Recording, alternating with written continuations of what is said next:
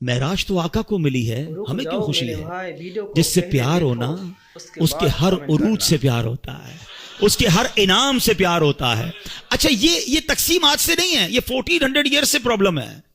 کچھ لوگ اس دن بھی پریشان ہوئے تھے جب معراج ہوئی نا، تو اس دن بھی کچھ لوگ اعتراض کر رہے تھے، یہ کیسے ہو سکتا ہے؟ رات کے تھوڑے حصے میں آپ جناب بیت المقدس بھی ہو کر آ گئے، آسمانوں کی سیر کر کے آ گئے۔ آرگیومنٹ ہوا تھا، مکے میں ہنگامہ ہو گیا تھا، کفار مکہ مذاق اڑا رہے تھے۔ ارے وہ گئے تو تھے حضرت ابوبکر صدیق کے گھر پہ اور جہاں کر کہا تھا، اے ابوبکر جس نبی سے محبت کرتے ہو پتہ ہے وہ کیا کہتے ہیں؟ ابوبکر صدیق رضی اللہ تعالیٰ عنہ کہنے لگے، بتاؤ میرے آقا کیا کہتے ہیں؟ کہ وہ کہتے ہیں کہ رات کے تھوڑے حصے میں بیت المقدس ہو کر آ گئے۔ اب پتہ ہے یہ کتنا مشکل تھا سمجھنا ان کے لیے۔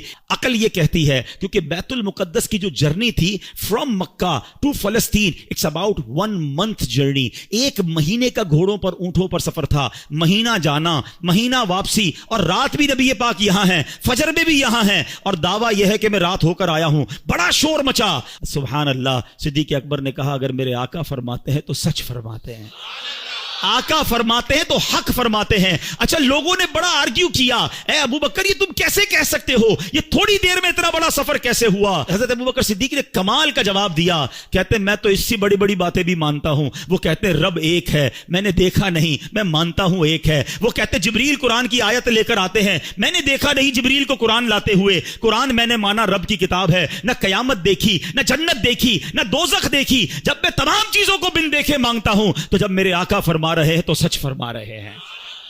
اچھا اب تھوڑا سا لاجیکلی بھی سمجھا دو، ینگسٹر بیٹھے ہیں آج کل بڑی کنفیوژنز پھیلائی جاتی ہیں، یار یہ معراج جو ہوئی تھی نا یہ خواب میں ہوئی تھی، انکار تو کر نہیں سکتے، قرآن میں ذکر ہے، تو کہتے معراج ہوئی تھی مگر خواب میں ہوئی تھی۔ اب میں ذرا لاجیکلی آپ کو سمجھا دیتا ہوں۔ آپ کا بچہ صبح اٹھے آپ کے برابر میں سویا ہو اور کہ ابو رات میں لندن بھی گیا تھا، امریکہ بھی گیا، پھر آنکھ کھلی تو آپ کے برابر میں سویا تھا، تو آپ کیا کہیں گے؟ بیٹا سو جا، میں بھی رات بھر گھومتا ہی رہتا ہوں، کوئی مسئلہ نہیں ہے۔ خواب میں تو ساری دنیا ہی گھوم رہی ہے نا، تو اس میں اچھا اب مزے کی بات دیکھو، جو 27 رجب کی صبح مکے میں آرگیومنٹ کریٹ ہوا، سچ بات بتاؤں یہ ہمارا بھلا ہو گیا۔ مجھے ایک بتاؤ بات جھگڑا کیا ہوتا اگر نبی پاک یہ اعلان فرمایا ہوتا میرے آقا نے کہ میں خواب میں بیت المقدس گیا ہوں، تو پھر اعتراض کس بات کا ہے؟